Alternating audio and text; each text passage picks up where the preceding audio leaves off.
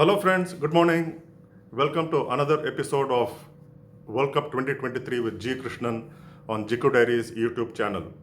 இன்னைக்கு வந்து the day after the World Cup final, நேற்றுக்கு வந்து it was expected to be an exciting final, but the way it turned out, it was Australia all the way through. So to discuss yesterday's final and also go look back at the World Cup and India's tremendous performance until the final, I have a special guest on this show whom I have been wanting to have on the show for a long time, and finally he has agreed to come on the show and talk about this World Cup, and also not only about this World Cup but also on cricket reporting, because he has traveled world over to cover more than 100 test matches and a number of World Cups. So let us welcome R. Kaushik. Welcome to the show, R. Kaushik. Thank you so much for doing this. Thank you, Gikku. Happy to be here with you. I have come to know that so many of the legends of cricket journalism and people associated with cricket have been on your show. So, for you to consider me worthy of being on this show, I think it's a big honor for me. It is my privilege and honor, Kaush. I've always been wanting to have you, and I'm so glad that you have accepted to come on this program. So, நேற்றுக்கு வந்து it could have been India on the victorious podium, but then how do you look back at yesterday's final? Yesterday was fun, wasn't it, Gikku? I mean, you go through a long career in whatever. In our case, it is cricket journalism, and these are the matches that you want to watch. These are the occasions that you want to be a part of, not just the match, but you look at this overall scenario of you're playing on the largest cricket stadium in the world. You know, we're close to 100,000 people there, and for them, yes, they came to watch, hopefully watch the Indian team win. Unfortunately, it did not happen. They also came for the entertainment. I mean, it was long before the match started. The stadium was nearly packed. If you look at some of the other matches that we did in this tournament, Yes. when the matches started, then there were not so many people. The stadium was not full, maybe 70% full, 75% full. And then as the game goes on, as the lights take over, then more and more people started to come in. Right. But if you look at this venue yesterday, and we are talking about a huge venue, the largest cricket stadium in the world, and for it to be 90-95% packed, a good 1 hour before the toss, speaks to the interest that Indian team generated in the competition, in the match, with the style of cricket that they have played all through. Right. And there is huge disappointment in the country, and it's obviously Rahul Dravid yesterday when he came for the press conference that we attended, he said the disappointment is nowhere greater than inside the dressing room. Right. And you can understand where he was coming from. You had to feel for the Indian team, and you know, these 10 matches that we talk about and the victorious run that they embarked on. It was thrilling to watch. It's not just the fact that they won 10 matches, but the manner in which they won the 10 matches, the kind of cricket that they played. It was entertaining. They didn't just try to scrape victories. They dominated teams, and that's not something that we have been used to when it comes to Indian cricket and the Indian cricket team in big tournaments. Even when they won the World Cup in 2011, you didn't see this dominating, overwhelmingly positive brand of cricket. But just to see these guys in action, to see Rohit the way he led the team, both with the bat and on the field, with his bowling changes, with his field placements, to see different people chipping in at different stages. It was not like the team was dependent on one guy, and it was just a fabulous overall display from the team.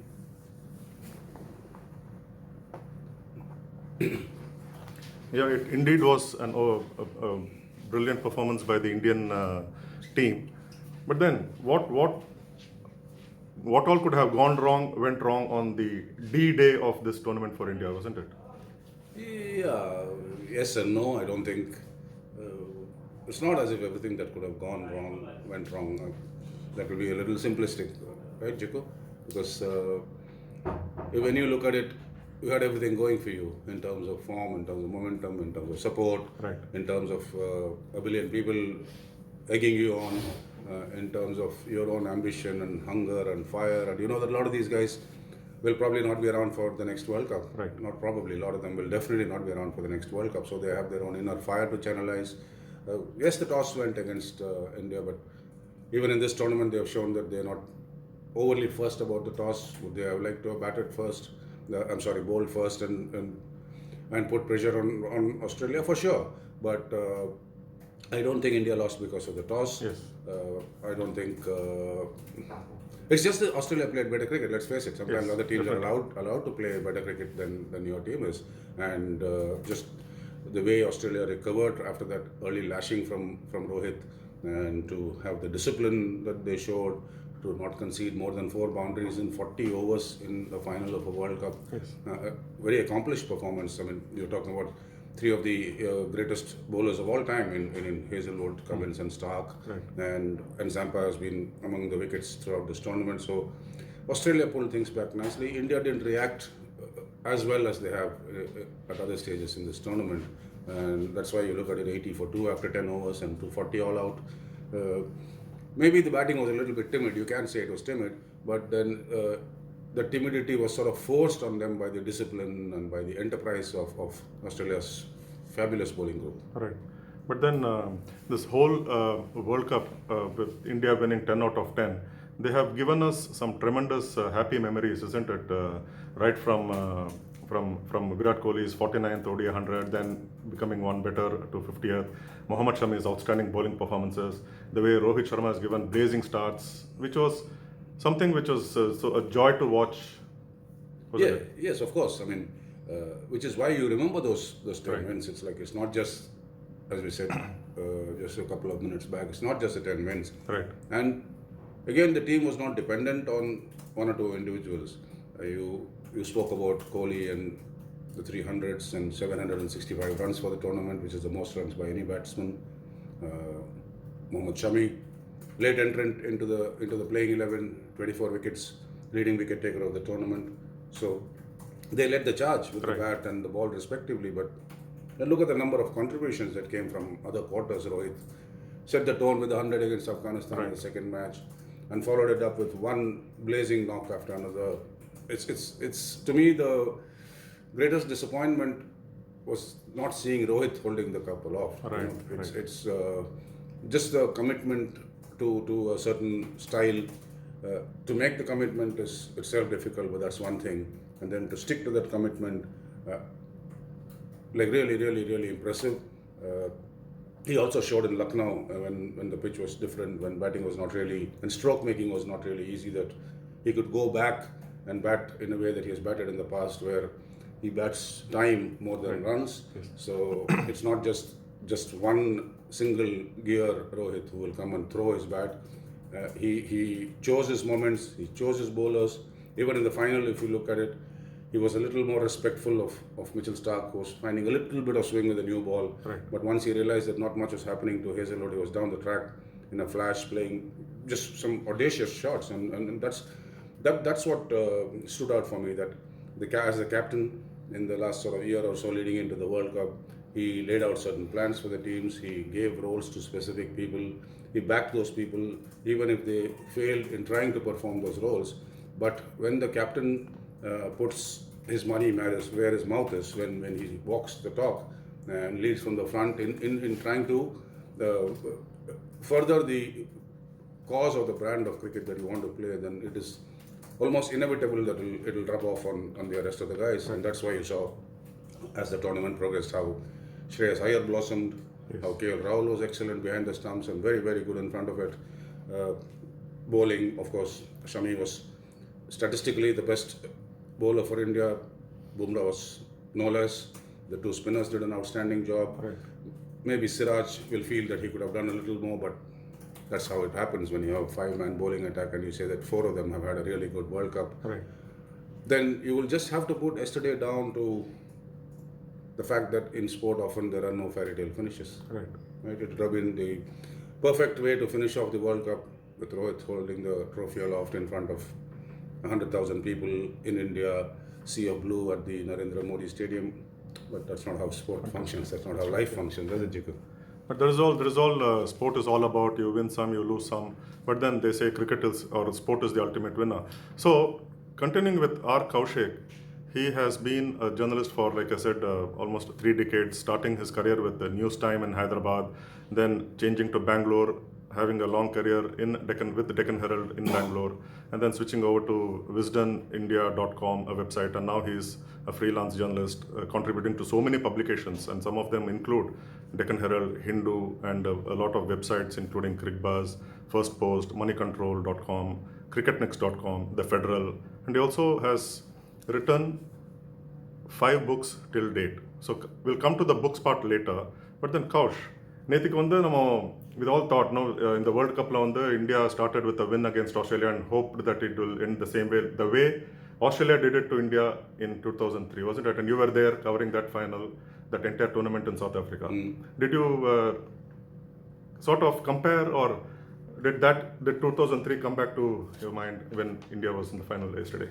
Yeah, of course. I mean, you talk to the players, and the players say that they really don't have time for the past, and sometimes some of us who are skeptical about all these things wonder how can it not. But then you realize that 2003, none of these guys was around. The only person in the Indian dressing room who was around in the 2003 World Cup was the head coach, Rahul Dravid. Right. And Rahul Dravid, as we know, is not a man who lives in the past. So when the players say that their focus is on today and tomorrow and not what happened 20 years back, you have to believe it, because it is how they feel. Right. For us, it is not like that.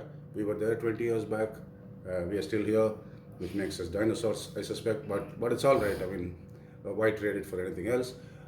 But then it is inevitable that your mind goes back to what happened on that day in Johannesburg. You sort of, Gikku, they tell us that you are a journalist and you are a professional, right, and therefore you have to be neutral and do your job and don't get carried away and don't attach emotions to what you do. But it's impossible to do that. Anyone who says that I'm only a professional, I'm untouched by what happens in the middle, sorry, I don't think they're speaking the truth. Because ultimately, nothing gives you greater satisfaction than watching the men who are representing your country do well. Right. And yes, when it comes down to writing and doing your job, then you try and offer a balanced perspective. But when you're watching, even from the press box, and you want your guys to do well. Right. And India did well in South Africa to get to the final after a terrible start when they got hammered by Australia in the first game.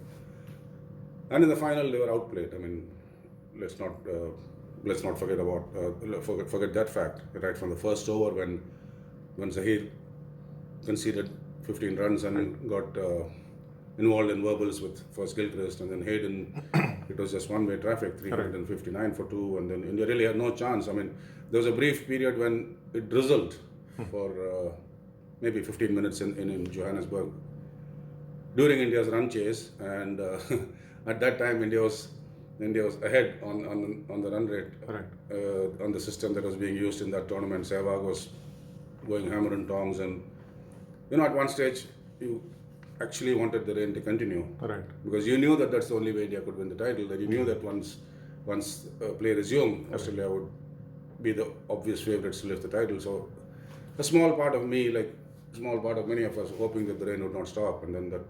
But you also know that that's not how you want to win titles. So yesterday, when we sat down for the final, I thought about 2003 for sure, because it's the first time since then that these two teams are meeting in the final of the World Cup. Right. Whether I thought, okay, this is what happened, then Australia beat India in the first match, Australia beat India in the final, and now India has beaten Australia in the first match, so India will beat Australia in the final, I don't know. I mean, we know that it doesn't work like that. We, as journalists and as people watching from the outside, we try to put these things together and try to make some story out of stuff to spice it up and make it interesting and attract eyeballs, as they say. But you were just hoping that, okay, these guys deserve the trophy because of the kind of cricket they've played. But Australia also deserve a lot of credit, not just for winning the title yesterday, but for the manner in which they bounced back. Two defeats in a row in the first 2 games, crushed by India, outclassed by South Africa, and then to regroup and to to run the kind of campaign that they have run. They've had multiple injury issues to contend with. Travis Head, the hero of the final, didn't play the first 5 games. Right. He was out with a fractured hand. Australia persisted with him. They resisted the temptation to get a replacement because they know what Travis Head brings to the table. And we saw it. I mean, not obviously yesterday in the final, but also in the first game in his first game against New Zealand in Dharamshala when he got 100. And then the phenomenal innings from Maxwell. I mean, 91 for 7, 200 runs to go, and single-handedly and on one leg practically to pull off that kind of run chase. When you have victories like that, Gikku, we have seen that in the past as well, that when you pull out a performance like that, it sort of lifts the entire team. And you feel that nothing is impossible. It's a bit like, I know it's a different format, all that, setting all that aside. You look at Eden Gardens in 2001, and when Rahul Dravid and VVS Lakshman stitched that partnership together, and then the next day Harbhajan Singh and Sachin Tendulkar got the 10 wickets to pull off the most improbable of wins for India. Then that is the time when Indian cricket started believing that nothing is impossible.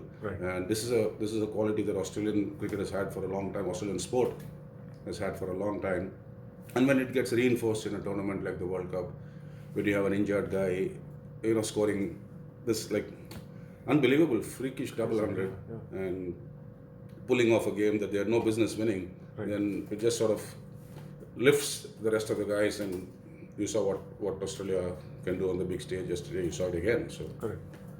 So மக்களே இப்போ வந்து நம்ம கௌஷிக் வந்து he was there in the 2003 World Cup, but then he started covering World Cup right from 1996 in India, Sri Lanka and Pakistan.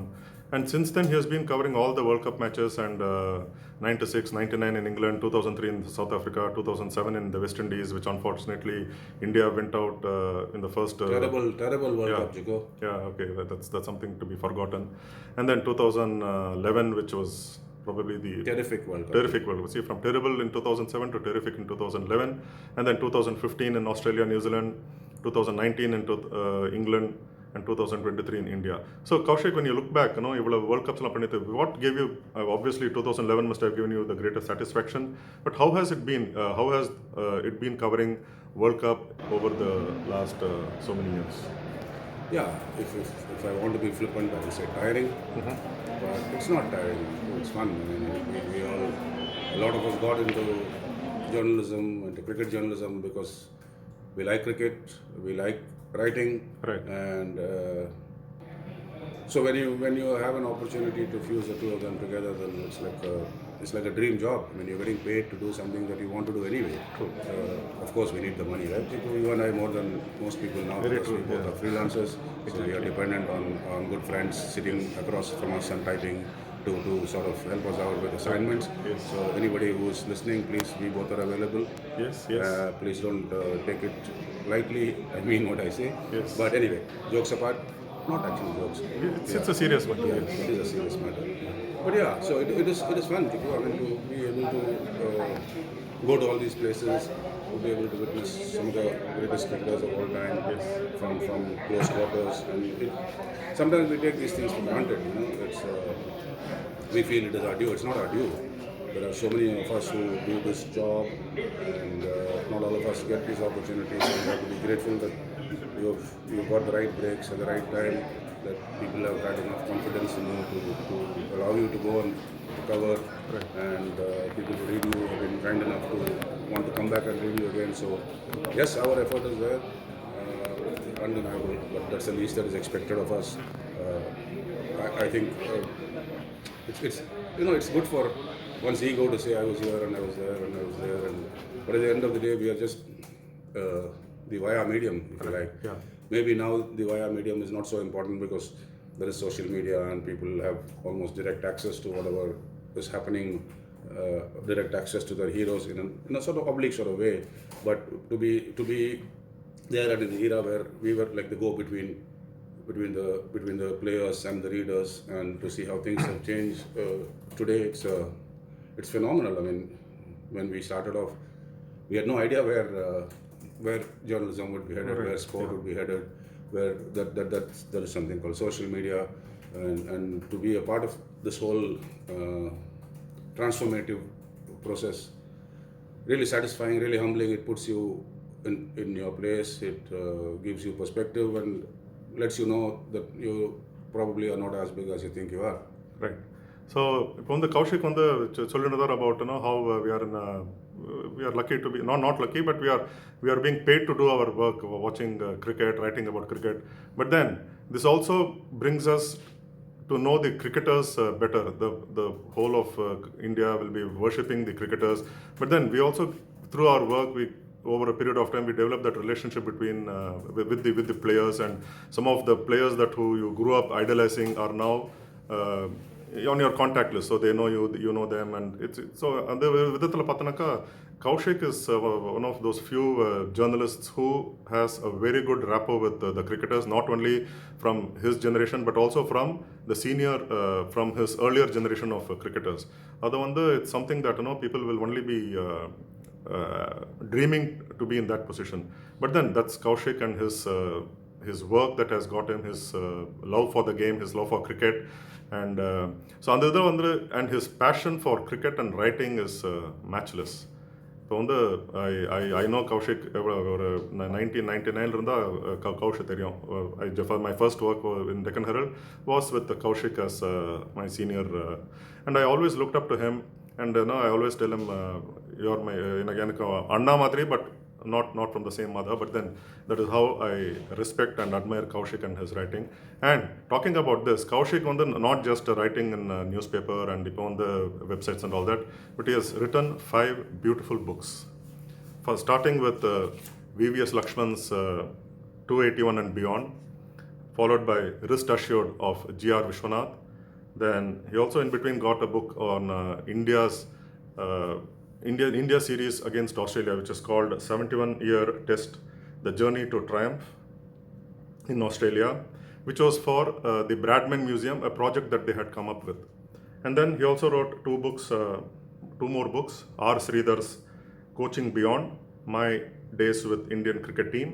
And very recently, during the World Cup, his 5th book was released in jointly with the former India cricketer and coach and commentator and another columnist, beautiful writer, one of the best cricketing brains in the country, W.V. Raman, which is called From Lords to Wankhede. So in the 5 books, it's all worth reading and very good, very well written. Kaush, can you talk about these books and how you started to get into writing books? Yeah, getting into writing books is interesting, Gikku. I had no intention of writing books. I feel that for you to want to write a book, you have to have achieved certain things, that your story has to be interesting enough, that Right. you have to be interesting enough that it'll attract and captivate readers. There's no point in writing books because you feel that you can write books. That's the way I look at it. I'm not saying that that's the only way of looking at it, but that's the way I look at it. And therefore the prospect of writing a book never entered my head. I had enough to do with my work. It was a full-time job for really 27 years. It was my job. I had fixed hours, and I had travel, and all these attendant responsibilities to attend to and to complete. So the book was not really in my mind until Lakshman kindly reached out to me. We had a couple of very very sort of vague conversations about okay, should we do this book, and but there was never anything concrete that Okay. we had firmed up. And then there was this publishing house which approached him, and they approached him a second time, and then he approached me a couple of times, and that's when I realized, okay, this is serious. So it's not like not just talk, that we actually have to do something about it. So then we got around to talking about it, and as you know, Lakshman and I also go back a long way. Yes. And they have a nice easy relationship, and therefore it was just a labor of love, if you like. I mean, we put chapters together, as in what is the framework, what is the outline of the book, and we started talking. And it's one of those things that where you have this relationship where you trust each other implicitly, Right. that I could ask him whatever I wanted from a book perspective. He could tell me honestly without wondering whether it'll be leaked or used in the wrong way or twisted out of context. And then, therefore, the flow was there even when we spoke. And then we could always edit out whatever we did not think fitted. But Lakshman told me one thing at the beginning of the book, that he wanted it to be an honest account, that he was not writing the book for sensationalism, he was obviously not writing it for the publicity, but that, that was a time when cricket was not yet a professional sport. I'm not talking about by the time Lakshman finished, but by the time he started, we're talking like mid-90s when he was a junior cricketer, under 19 cricketer, and he comes from Hyderabad, which, it produced some of India's finest cricketers, but doesn't really, it's not one of those, fancy big ticket cities in the country, if you like. And so, in a lot of ways, Hyderabad of the early 90s was like a small town. I'm sorry, with all due respect to the Hyderabadis, I myself am an honorary Hyderabadi. I started my career there. I was there for 7 years, but there was this little bit of a small town sort of stuff, and there was this attitude, there's this perception that Hyderabadis are laid back and too relaxed, and that's something that Lakshman is not very fond of hearing, because according to him that is not true, and I agree with him to a large extent. And therefore, just to prove to people that Hyderabadis are not soft or that they're not laid back, he went and took up a job in England when he was playing league cricket. And so that inner fire in that kid was always there. And then to sort of see him grow in the way he grew as a cricketer, and to, one of probably India's more under-recognized batsmen, if you like. Some of the knocks that he has played in adversity, some of the victories that he's achieved in Test cricket, I don't think, beyond Virender Sehwag, I don't think any other Indian batsman has won so many Test matches for the team. And obviously he's a very dear friend, so once he approached me, then I felt that I owed it to him. I was obviously very touched that he thought that I was the one who could help him put his story out. And throughout that book, Gikku, it took us about 9 or 10 months of writing the book. We never met physically, which is a little unusual, I think, but his schedule was such and my schedule was such that, because I still had a job then, and obviously he was busy with his commentary and with his IPL coaching, mentoring stints and stuff. So we didn't meet in person even once during the course of writing the book, but then we had a reasonably decent finished product, and interesting title, which was suggested by Lakshman's uncle, Baba Krishna Mohan, who obviously was a huge influence on his playing career. So that's how the first book came about, and I enjoyed the process. I most certainly enjoyed the process, and by the time the book came out, then Wisdom India was shut, and therefore a lot more time on my hands to try and explore other things. But most of these books sort of just happened, Gikku. There was no there was no thought as such that I should do this. I think the only book that I really pursued and chased was Mr. Vishwanath's autobiography, because well, he is G.R. Vishwanath, and a great magician. Not much footage of his batting.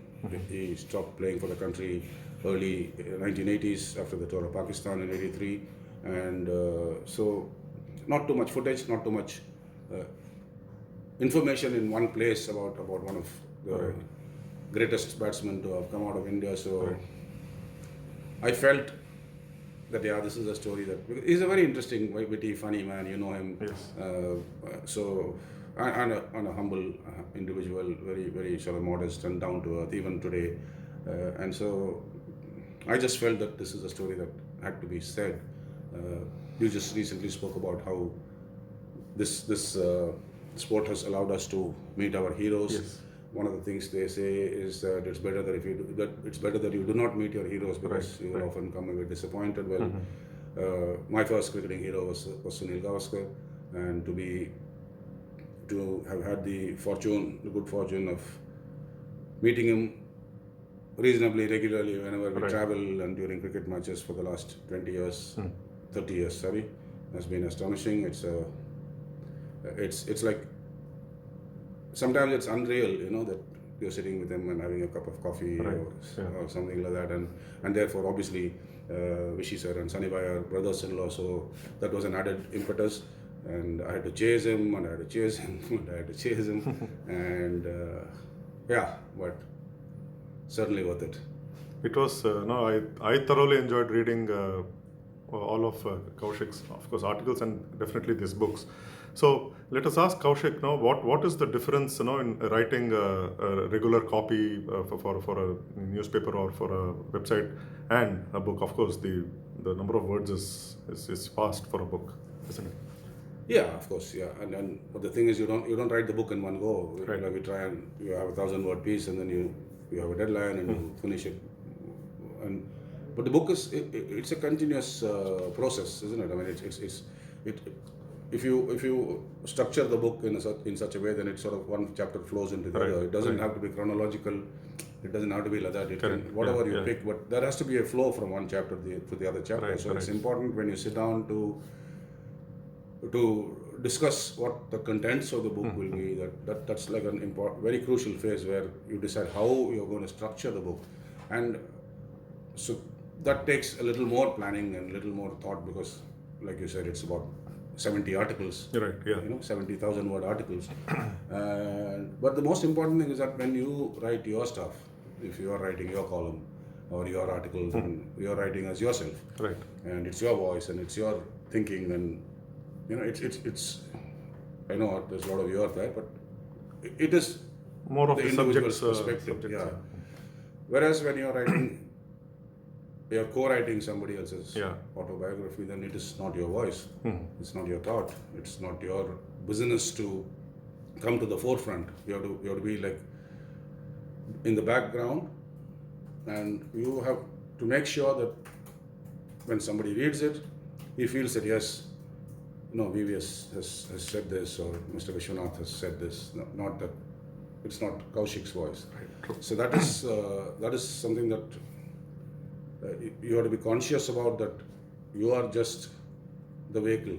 Right. You are just the medium through which the message is to be conveyed. The message is not your message. Right. The words, some of the words will be your words, but the essence of the words have to be the original subject's words, and therefore you make this effort to have these subtle nuances that drive it, like Mr. Vishwanath has got fantastic drive it. So you try and make sure you won't succeed, obviously, because obviously you're not him, but you try to the extent possible to replicate, and if somebody who reads it feels like, oh, like G.R. Vishwanath is actually talking to me, that gives you a certain kind of satisfaction. Definitely, yeah.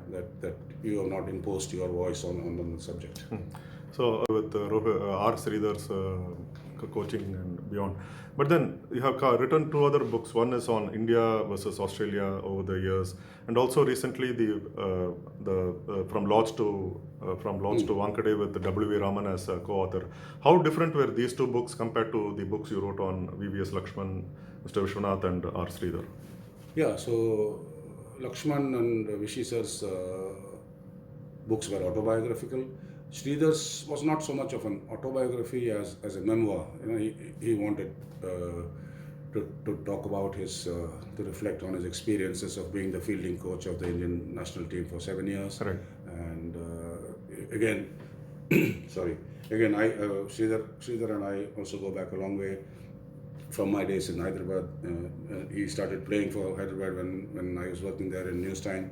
And we find a certain synergy in our thinking process. And Sridhar's, the challenge of writing Sridhar's book was that when we started doing the book, then Sridhar was still with the Indian team, and he told me things during the course of our conversations that were to be a part of the book that I didn't know. Obviously, I didn't know about them before. Right. These are stuff that happened behind the scenes, in the dressing room, at training sessions. And for me, the challenge then was to ensure that this information that I have, which is for a specific purpose, which is for Sridhar's book, is not reproduced prior to the coming out of the book in some article of mine. Right. So that was a little bit tricky, but it was an interesting and enjoyable journey. Sridhar's a very smart, very intelligent man, and yeah, it was nice to know the behind the scenes activities that shaped this great Indian pace attack and the making of Virat Kohli, the champion batsman, how MS Dhoni's mind works, how Rishabh Pant became this wonderful keeper bat. It was interesting. I thoroughly enjoyed that book. But the Australia book that you spoke about, it's a coffee table book. We were some of us were in Perth in 2018-19. The series that India won, which was India's first Test series triumph, and so there was this man who called me and said, "Can I come and meet you?" And Perth was the second Test of the series. India had won in Adelaide, lost in Perth, and we had an extra day in Perth. So he came to our apartment to meet us, and Phil Bonser, who was very kindly sent my way by Harsha Bogle. I think Phil at the outset, Phil approached Harsha asking him if he could do the book, but obviously Harsha is a very busy man, and so he directed Phil to me, and we hit it off. It was at that time Phil sort of seemed convinced for some reason that India would win that series. We were 1-1 after the second Test, with 2 more tests to go, and in Melbourne and Sydney, and he was sort of convinced that India would win the match. And it is a coffee table book. It's a book that is driven by some phenomenal pictures, Gikku. I must tell you that you have seen the book, I have seen. I have it actually. Yes. Yeah. So it's a really good collector's item. We got some great pictures from the Bradman Museum. Let's see the Bradman Museum. I think many of those pictures were just lying around in the US, and they were sort of, somebody saw them accidentally and whatever. So they have come to the Bradman Museum, and these are pictures dating back to 1947 when India traveled to Australia for the first time. And that was a book that didn't really require too much. It just entailed a little bit of research and not many words, because they say a picture's worth 1,000 words, and these pictures pretty much told the story. I was just like a very, very, very small support cast in the whole finished product. Lovely production, as you will agree, and it's one of those things, a little bit of a shame that it's not available in India, because it is really truly a collector's item. It is indeed. Yeah, then The Lords of Wankhede, which is our latest latest work. Again, W is an old friend, and I've seen him play domestic, international, interacted with him on numerous occasions, and he's one of those guys who's funny, he's witty, he's a lot of tough love sometimes when he thinks it's required. Like you introduced him at the beginning as one of the finest cricket minds in the country. His ability to analyze, to read, to communicate, and yeah, in a lot of ways he's like my slightly older brother. So when I was saying the other day when we had this book launch that when you are idle and when your mind is idle, then it's like, the devil is working inside your head. And so this devil inside my head kept saying, let's do this and let's do this.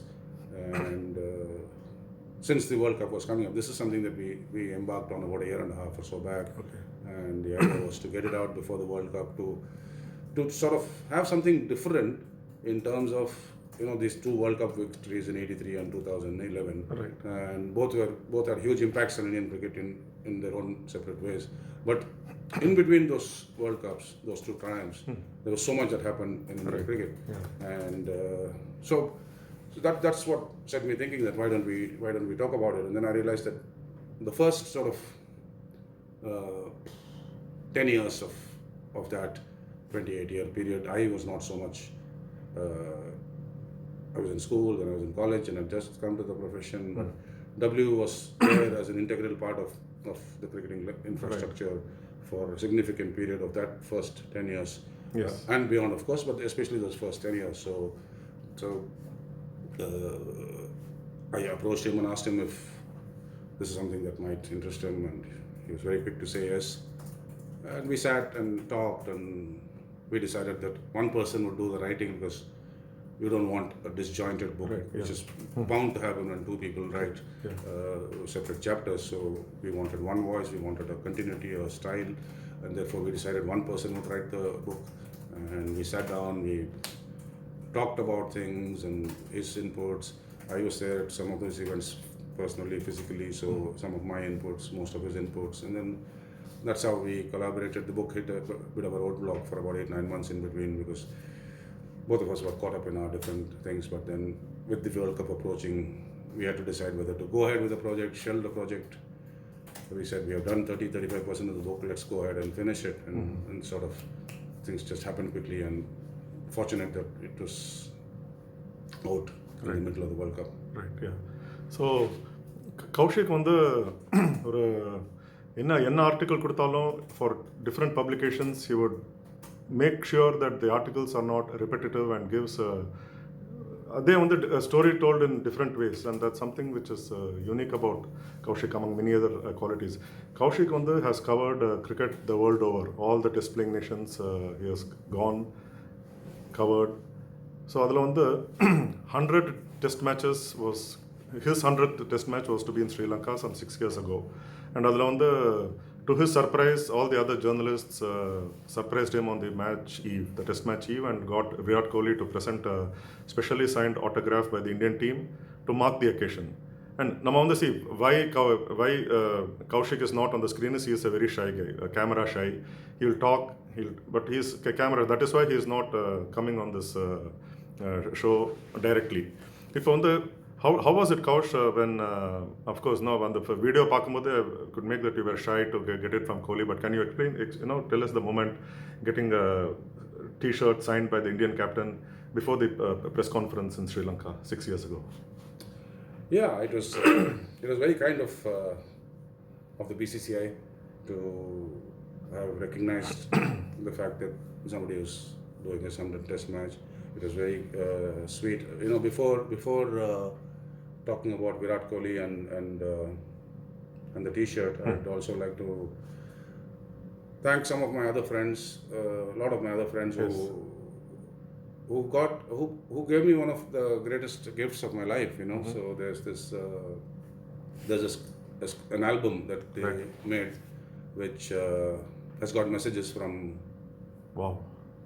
from many of the people that I have admired in my life. So starting from my dad, Mr. Gavaskar, Mr. Vishwanath, Anil Kumble, VVS Lakshman, some friends, some legends of the past, some legends of my generation, and that is something that they put together and couriered it to Sri Lanka so that it would reach Sri Lanka on the eve of the test match. So that's something that I treasure, and of course the T-shirt from the Indian captain, which was signed by him only, not the entire Indian team, just by Virat Kohli. Prized possession.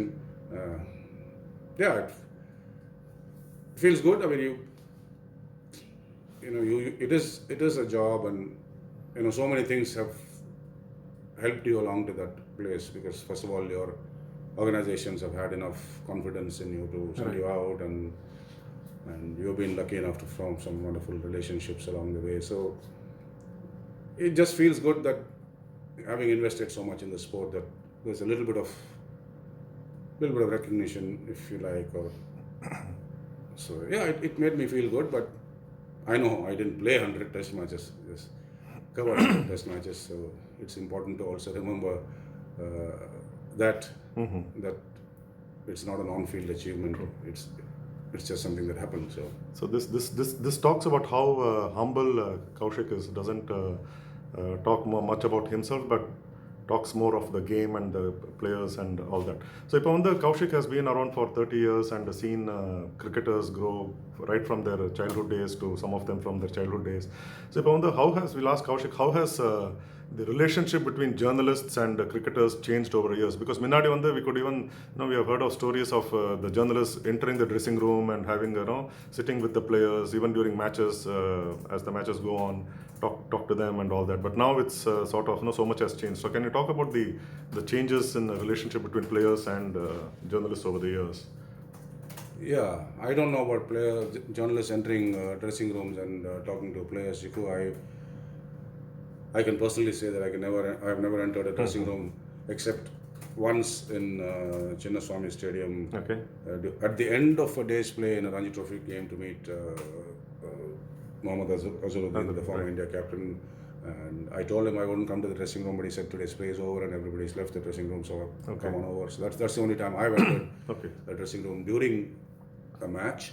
So I don't think it is our place to go to their dressing room. It is their sanctum sanctorum. It's where they are at their most free and open, and it's their space, and I feel we should not be intruding on their space and their privacy. So I'm not a fan of in any era for us to be going to, for us as in the journalists to be going to the dressing room. I'm sorry, but the evolution in the relationship between cricketers and players is organic, is natural, is inevitable. You go back in time, and there was a time when the players and journalists were one family, not necessarily one happy family, because I don't think there's any such thing as a happy family all the time. So there will be differences of views and opinions. Sometimes players will not be happy with what you have written, but they understand that you're doing a job and there is nothing personal. So that is a time when players read, when they had time, when you didn't have these mobile phones and whatever, and Instagram and Twitter and stuff. So it was a different era. You can't say that was better or this is better or whatever. It is just different then and it's different now. There were fewer people who are covering the sport. There were fewer still people who are traveling, especially when you went overseas, and therefore you sort of tended to bond together if you had similar interests. You're a vegetarian, a cricketer's a vegetarian, you go out together for a meal. There were not these anti-corruption strictures in place. When you consider all of those things, then it was able to form relationships because you could get to know them and they could get to know you, especially because you were fewer people. And now we have media packs which 30, 40, 50 people traveling, television channels and YouTube channel people, and therefore it's tough for players to form relationships. It's again strictures. You can't go to the rooms, you can't have meals during a tournament, during a match. It's just how it is.